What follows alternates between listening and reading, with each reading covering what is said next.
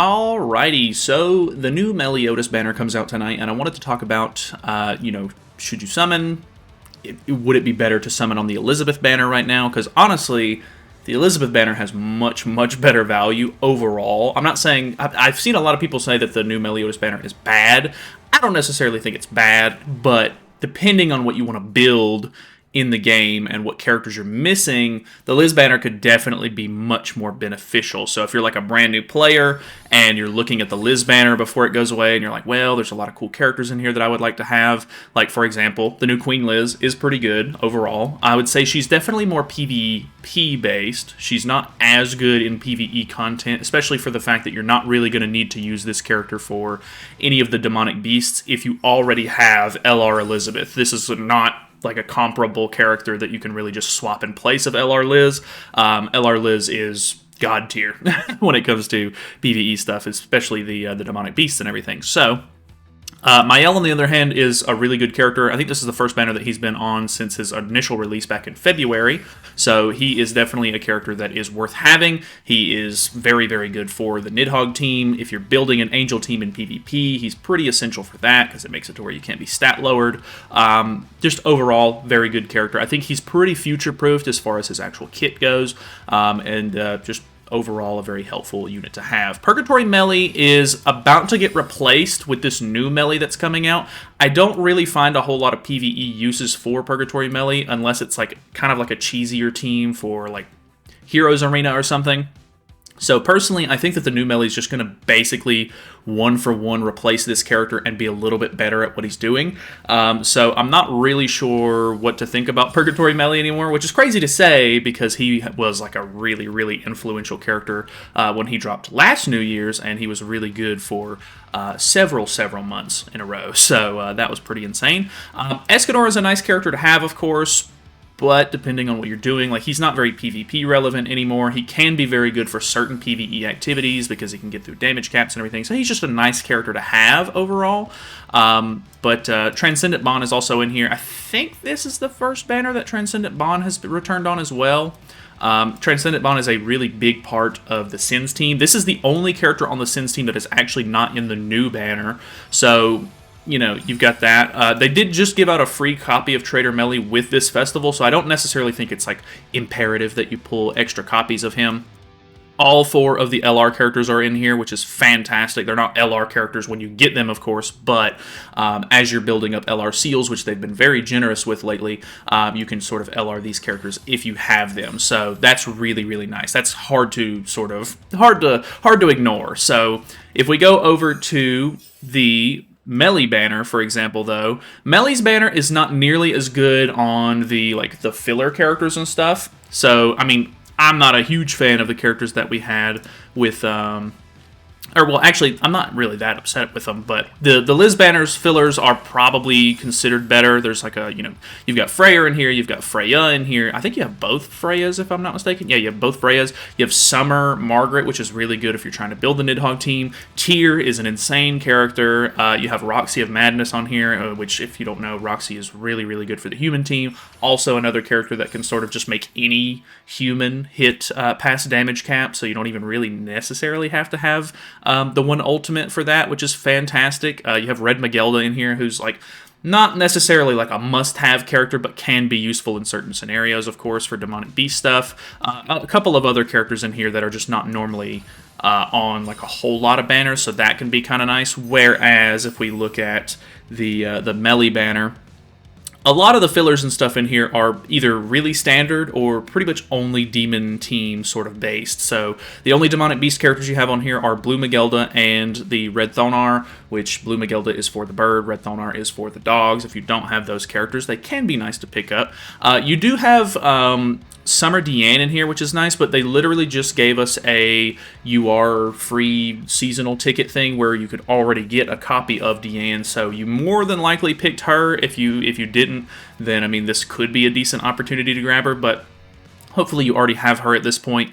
And, I mean, there's a couple of, like, niche characters in here. Like, this Green Matrona was a character that a lot of people skipped, and this Blue Camilla was also a skip, but she's become way more common as a filler character in a lot of these banners, so I don't think you'll have to worry about necessarily pulling her, because more than likely she's going to be on banners coming out in the future as well.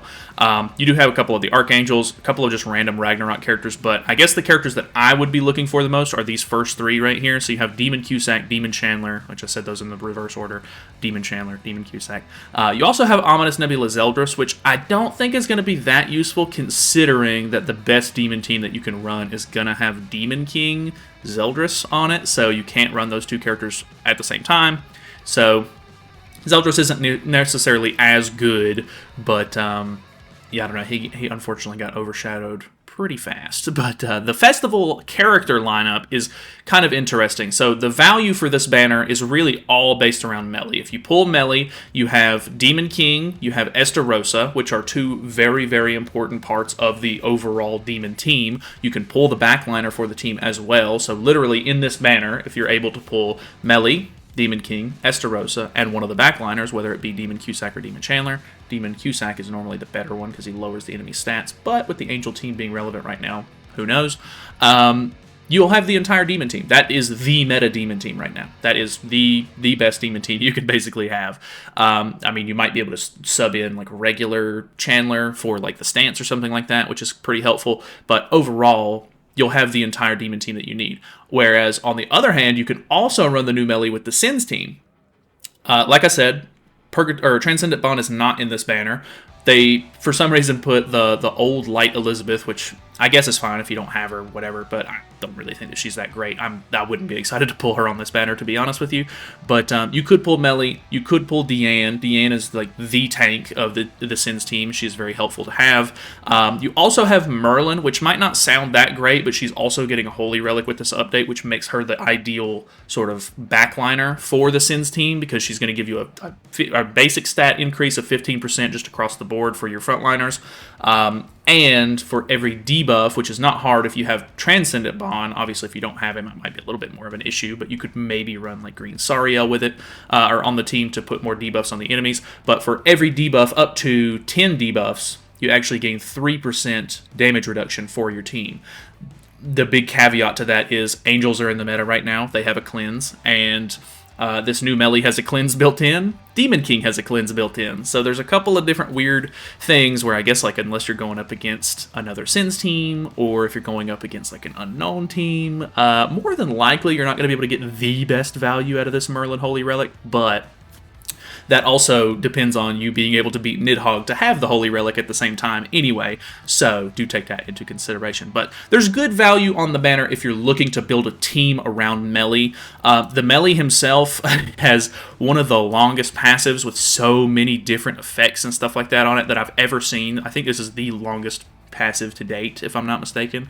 But he's really good. He's a really good character from what I've seen. I've seen some decent gameplay on the JP and KR versions of the game. I'm looking forward to him. I'm more of a Meli fan than anything, so I am very excited to get this character. Obviously, there's been a little bit of drama around the character, but that aside, I still think that he is a very good character to have overall.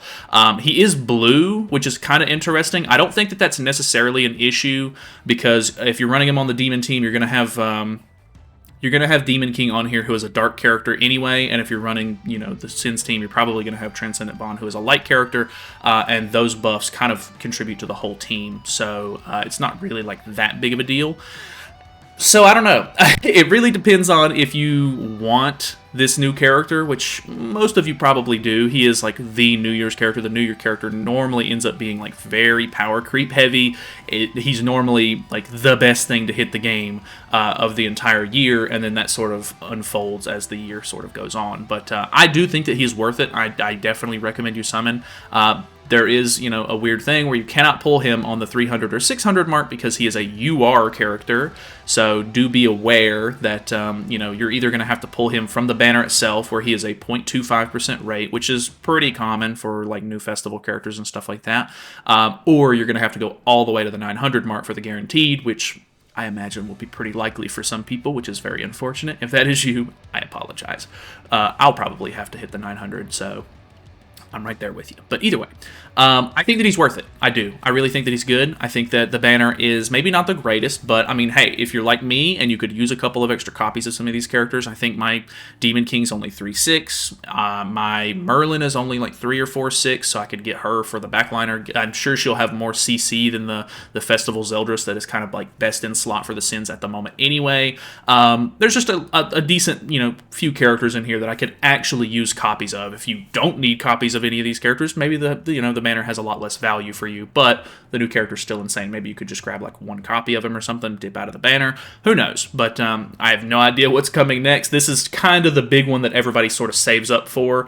So overall, I would say if you're like a newer player, summoning on the Liz banner might be better overall, just for like having some of the really good characters for the future. Because some of these characters are insane. Like, you get some of the like good Ragnarok characters. If you get any of these LR characters, they can be very helpful in their own respective fields, especially this Liz. I like Escanor for like, event boss battles and stuff like that. I do think that these two are maybe a little bit more like PvP centric, but I do actually use Lost Vein for OG Demon, so I guess I've got that going for me.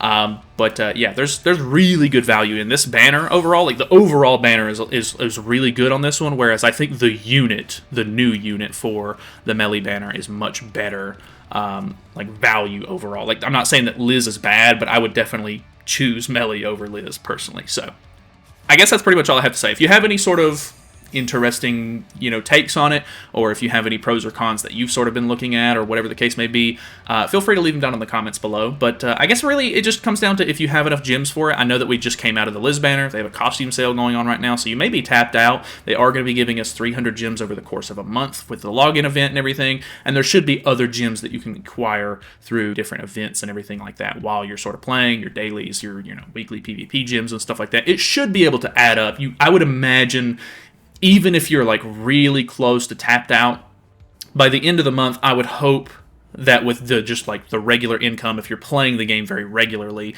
and actually trying to get as many gems as you can, you should hopefully be able to hit the 900 mark by the end of the month here. So we'll see how it goes. Hopefully, if you guys are summoning, best of luck on your summons. I will be summoning tonight on stream whenever the banner drops on Global, so that should be fun. If you want to come by and hang out, feel free, but that is pretty much it from me. So thank you guys so much for watching. Hopefully you guys enjoyed the video. Feel free to subscribe if you have not already, and I will see you tomorrow.